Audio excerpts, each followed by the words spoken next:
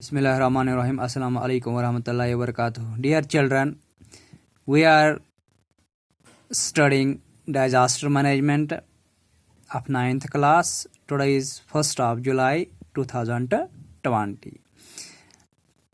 As we are studying natural disasters, we have learned about floods, earthquakes, and today our topic is volcano.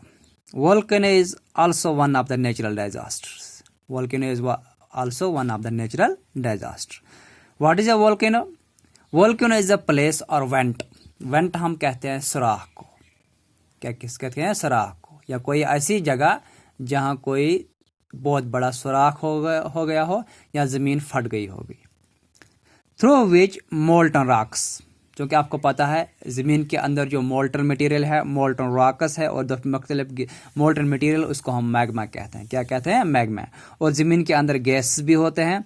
जब ये molten material, जिसको हम क्या कहते हैं? मैग्मा कहते हैं, और ये जो गैसेस है ये जब बाहर आते हैं, जब ये ज़मीन के अंदर मौजूद रहने वाला मोल्टन मटेरियल मैग्मा जब ये एरप्ट होता है, जब ये बाहर आता है किसी फिशर से या किसी क्रैक से या किसी वेंट से, किसी सुराख से बाहर आता है, तो हम इसको कहते हैं वोल्केनो. क्या कहते हैं? Volcano.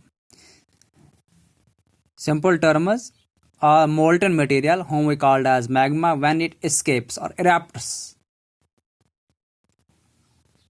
on the surface, outside the surface, or escapes out, erupts out on the surface of the earth, it is called as volcano. Volcano के काजेज क्या होते हैं? आमतौर पर वोल्केनो का जो मेन काज है वो है इंटरनल मोमेंट्स. जो ज़मीन के अंदर हरकत पाए जाते हैं, ज़मीन के अंदर जो हरकत हो रहा है, ज़मीन के अंदर की जो गर्मी है, जो मोल्टन मटेरियल है, ये इसकी हरकत की वजह से वोल्केनो वजूद में आते हैं. क्योंकि ज़मीन का जो मोल्टन मटेरियल है ये कंटिन्यूसली इन मोशन होता है due to the heat of the earth. और जहाँ जहाँ ज़मीन की जो ऊपरी तह है, जहाँ ये कमज़ोर पाता है अपने आप को, जहाँ पे फिशर होता है, क्रैक पड़ जाता है ज़मीन में, या ज़मीन की ऊपरी तह जहाँ कमज़ोर है, वहाँ ये बाहर निकल के आता है. वहाँ ये लावा, वहाँ ये आग, वहाँ ये मोल्टन मटेरियल, वहाँ ये गर्मी वाले चट्टानें बाहर निकल आती है. तो यूजुअली हम क्या कहते हैं, जो वोल्केनो का काज है ये है इंटरनल मोमेंट्स. ज़मीन के अंदर जो हरकत है, ज़मीन के अंदर जो मुख्तलिफ किस्म के मोमेंट्स है वो लगातार होते रहते हैं. इसके इफ़ेक्ट्स क्या है?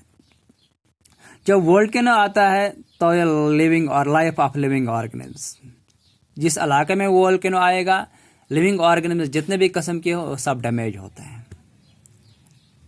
ये पहला लॉस, ये पहला इफेक्ट है इसका. दूसरा, ये जो इसका ऐश है, जैसे कहीं बोलना सूर, ऐश गो सूर, अदर सबस्टेंसेस, ये मत बाकी नेरा, चाहे गैसेस होंगे, रॉक्स होंगे या कोई और, ये जो जहाँ पे ये फट जाता है, जो इसके आसपास का इलाका होगा, चाहे ये फसलों वाला इलाका होगा या बाकी को ज़मीन होगी, ये उसको कवर अप करता है. यानी कि अगर फसलें उगी हुई वो इसको जला के राख कर देता है, इसको तबाह कर देता है.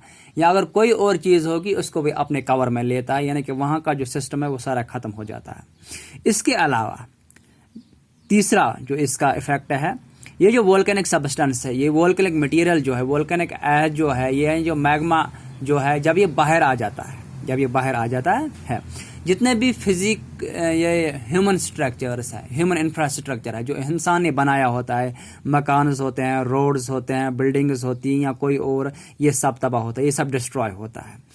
तो इसके अलावा जब ये सुनामी समंदर के नज़दीक आती है, जब ये वोल्केनो समंदर के नज़दीक आती है, समंदर के अंदर आते हैं, तब ये लहरें उठाते हैं, जिनको हम सुनामीज़ के नाम से जानते हैं.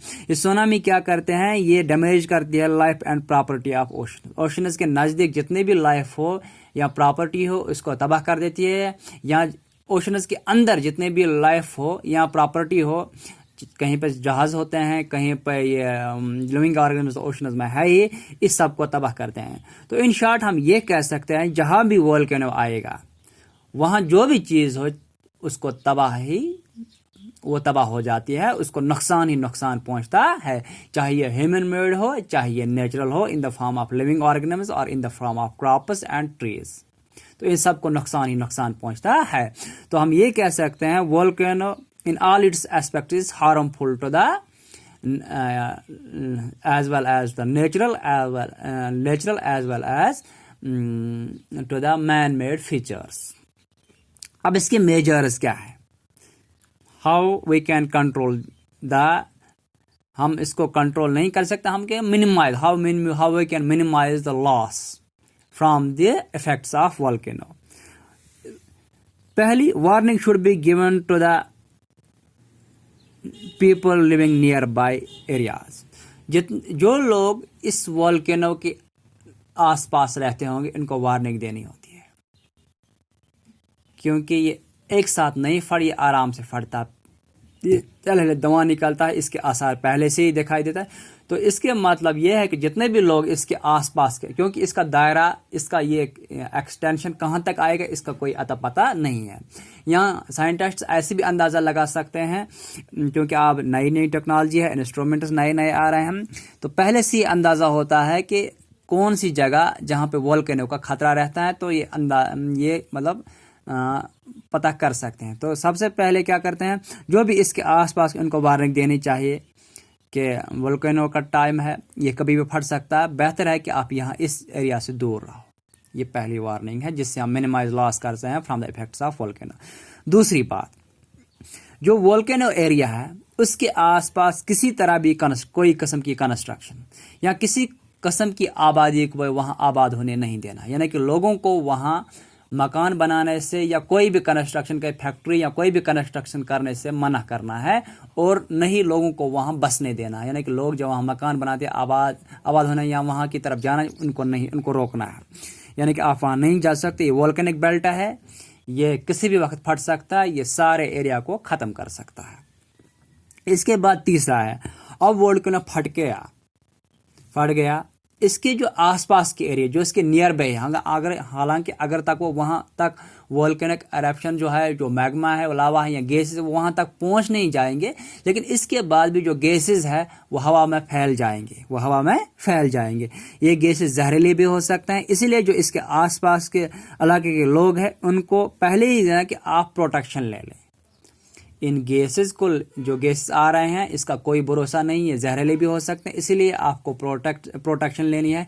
ये मास्क्स भी लगा सकते हैं, फिल्टर वाले मास्क्स. यहाँ ये बाकी वो हेड गियर जो है ऊपर से नीचे तक वो भी लगा सकते हैं, जब तक वोल्केनो डोर्मेंट न हो जाए, जब तक वोल्केनो की एक्टिविटी जो है वो ख़त्म न हो जाए. तो बेहतर यही है कि इस एरिया से ही वैकेट किया जाए, जो इसका दायरा है, जो इसका इफेक्टिव एरिया है, वहाँ से बिल्कुल दूर चला जाए, क्योंकि जहरीले गैसेस बहुत दूर तक जा सकते हैं, ये किसी भी आबादी को अपनी लपेट में ले सकते हैं. तो ये बात चल रही थी एक और नेचुरल डिजास्टर की, जिसको हम वोल्केनो के नाम से जानते हैं. तो हमने आज इसको वोल्केनो पढ़ा, इस इफेक्ट्स पढ़ा और measures, how to control this volcano, how to minimise the loss from the volcano, हमने इसके काजेस पढ़ा. तो बाकी वसलाम.